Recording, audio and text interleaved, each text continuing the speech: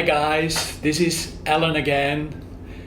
Believe it or not, but today we are going into a museum. Not just any museum, but the museum most closely associated with the shaping of Swiss history. We are going to visit the Museum of Swiss Charters, or the Bundesbriefmuseum, how it is called in German. At least in the past, it was the case that every Swiss school child was shuffled through this museum as part of their history lessons. This was no different for me than it is, I suspect, still the case today. I feel very grateful to say that the Office for Culture of the Canton of Schwyz, to which the Bundesbriefmuseum is affiliated to, kindly agreed to this film feature and supported me splendidly. At this point, a very big thank you.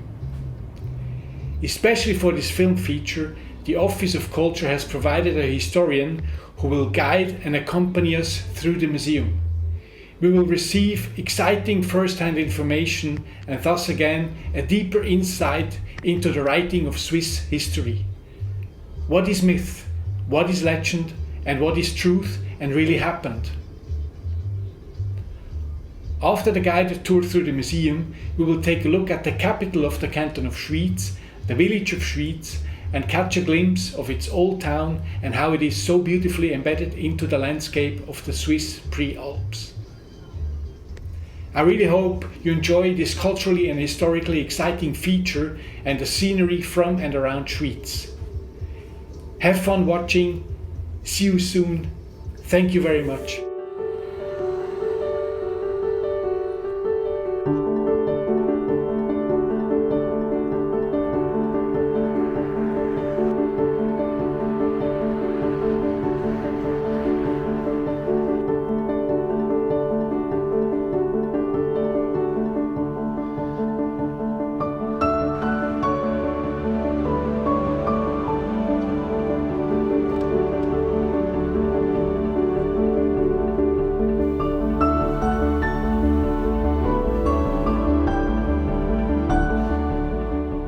My name is Martina Kälin. I'm a historian. I work at the State Archive of the Canton of Schwyz and I do tours here at the Bundesbriefmuseum. I've studied history and medieval archaeology at the University of Zurich, and I always loved history.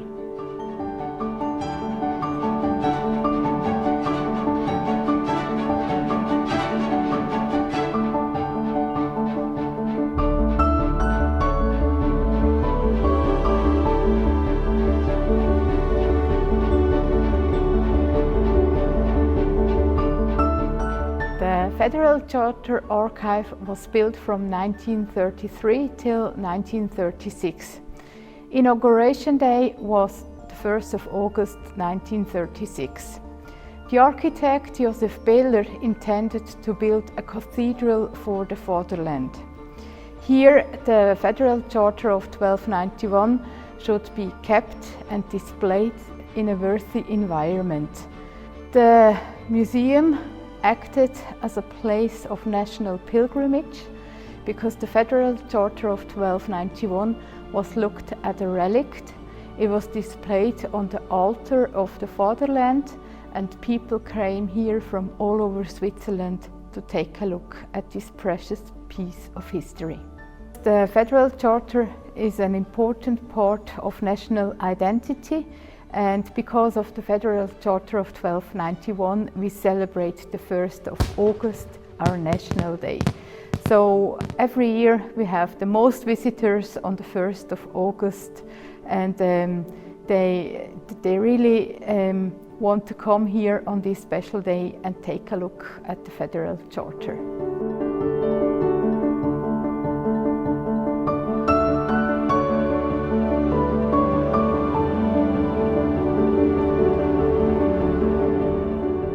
William Tell, as you can see here, the statue from Richard Quisling. He was a legendary figure which took part in the legendary founding of Switzerland.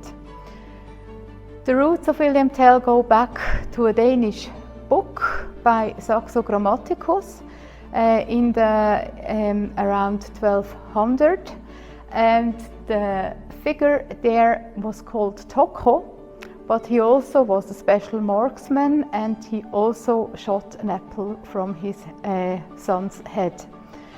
So how this Danish story traveled to central Switzerland, we don't know. What we know is that it was first written down in the White Book of Sornen around 1470, and the first William Tell play took place in Altdorf in 1512. So for more than 500 years, William Tell plays and stories are told in this part of Switzerland. William Tell then became a figure or a symbol for freedom, for the fight against oppression. But this figure could be two-sided, because in the peasant, not riots, but in the peasant wars in the 16th century, the oppressed people from the rural part of Lucerne used William Tell and his colleagues to fight against their overlord, the city of Lucerne. So even within Switzerland, the figure was used to fight against the government, you could say. William Tell was an important part in the building of a national identity, because in 1804, the German writer Friedrich Schiller wrote the play William Tell, and this play was figured, or this play shaped how people of Switzerland imagine what the events were like around 1300. If you ask a Swiss on the street how was Switzerland founded, they would tell you the story with the words of Friedrich Schiller. So big was Schiller's impact on William Tell and also on the national identity. Today, William Tell is still a symbol, he's still a hero. He stands for the fight against oppression, he stands for freedom, and interestingly, his crossbow became a symbol for Swiss quality. So all in all, a very successful PR story.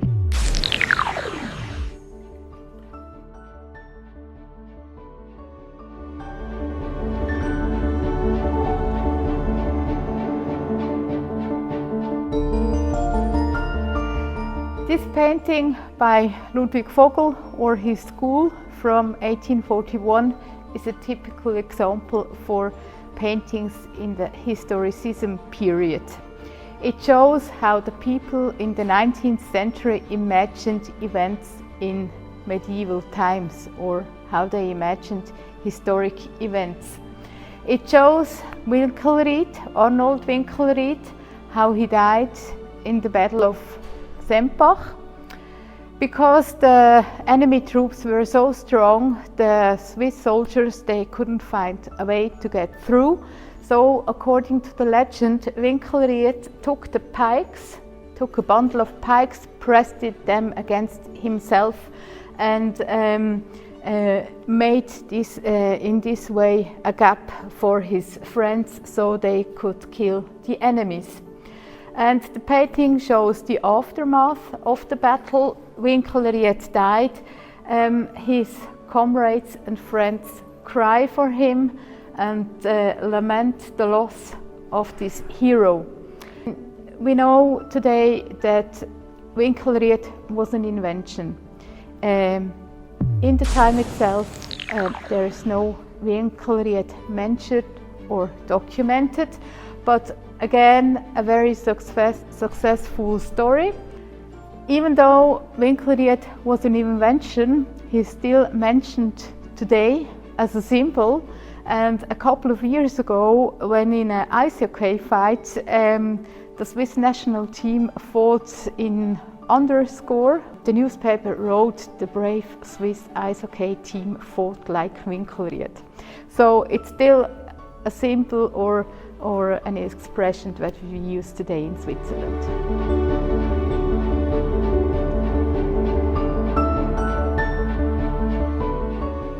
Here on the upper floor we display facts, and the fact in form of alliances, of treaties, and of privileges from kings, emperors, and alliances are among other Swiss partners, rural parts of Switzerland and cities.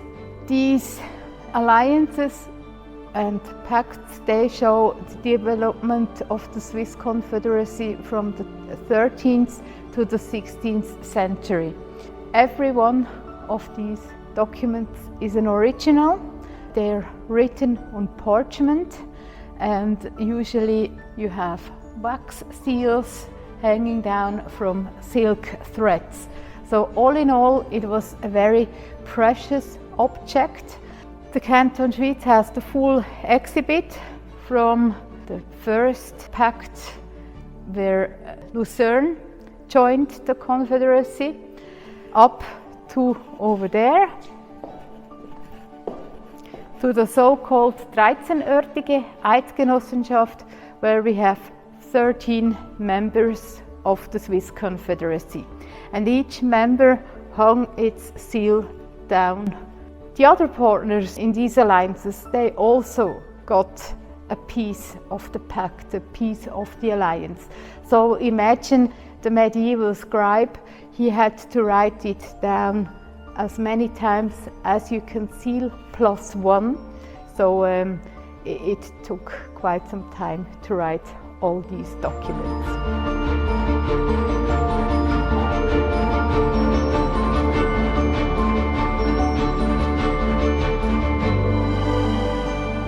Because these documents are made of parchment and written with a medieval ink, they preserve very well.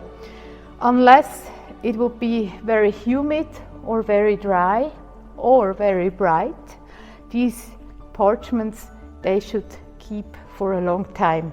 And therefore you see the display here in our exhibition. They are kept in a special compartment which is humidity controlled. The light is dimmed and we have no UV light, so these documents should be as beautiful in 200 years as they are today.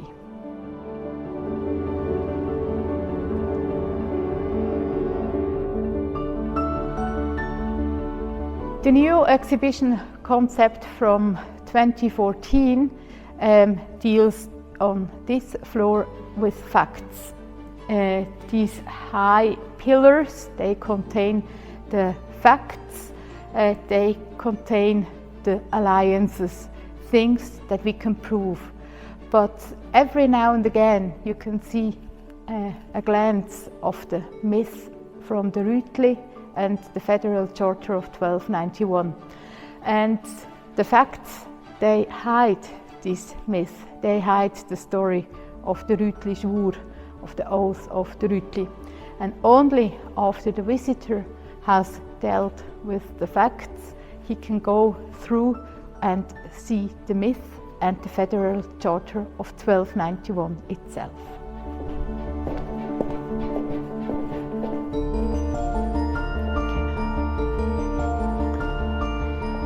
Here, the Federal Charter of 1291 and the legendary founding of Switzerland on the Rütli Meadow are shown. The Federal Charter of 1291 is back where the architect Joseph Behler intended it to be, enshrined on the altar of the fatherland.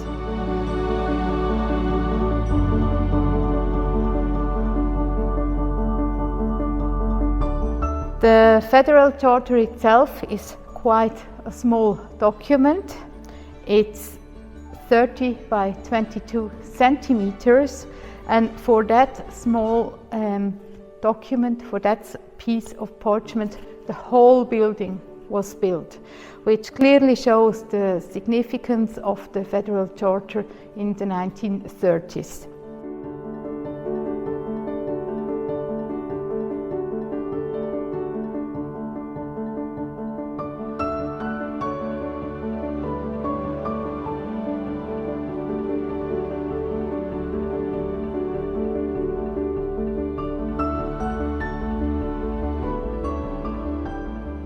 Thanks to this decision by the Federal Council, the peace agreement became, after 1889, the legendary founding document, and the fame grew and grew until in the 1930s this document was so important and had such a special meaning that people of Switzerland decided to build this whole building just to display the Federal Charter of 1291. A few words to the painting from Walter Klein. It shows the legendary founding of Switzerland, of the Swiss Confederacy, on the Rütli Meadow. And you can see the Federal Charter of 1291 plays an important part in this founding. It became the written proof of the founding on the Rütli Meadow. And people often ask me why the man here on the painting hold up 3 fingers. That's because they took a sacred oath. They swore to God to protect each other and to stand together. And in this painting, you don't see what actually happened, but you see what the people in the 1930s thought was happened on the Rütli Meadow. So it doesn't show historical facts, but it shows the imagination of historic events from the people in the 1930s.